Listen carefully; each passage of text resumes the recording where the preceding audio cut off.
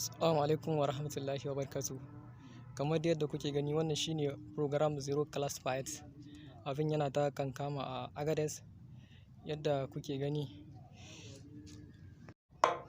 A cikin Agadez an samu ainihin wato gina kalastoci kusan guda 90, in ce 90 class, ko kuma in ce 9 ko in ce 80 na yi adalci ko.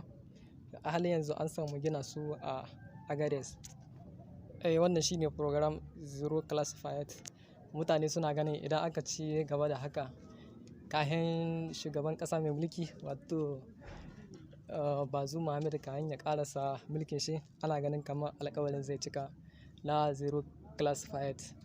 Ma'ana kahin ya ƙara mulkin nashi, sannan ba ko class guda wadda ake samu ta runfa ko in ce ta zana.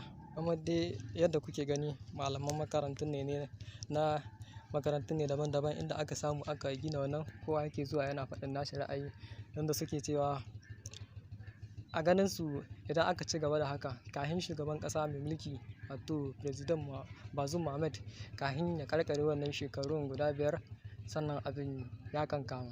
Tunda su ganau ne ba jiyau ba, abin ya tabbata a gare su.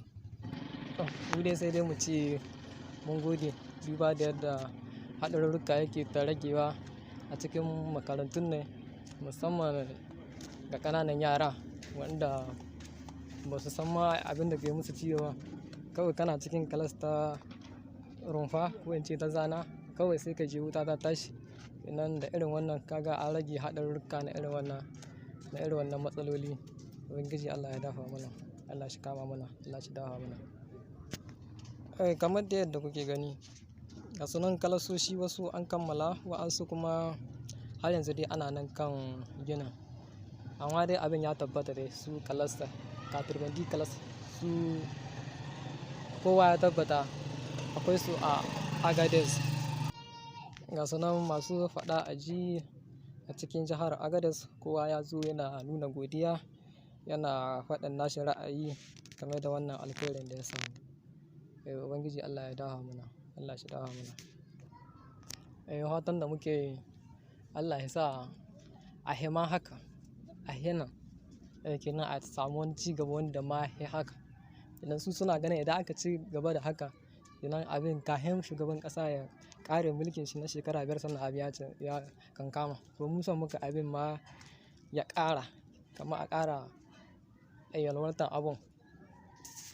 Ubangiji Allah ya dafa mana.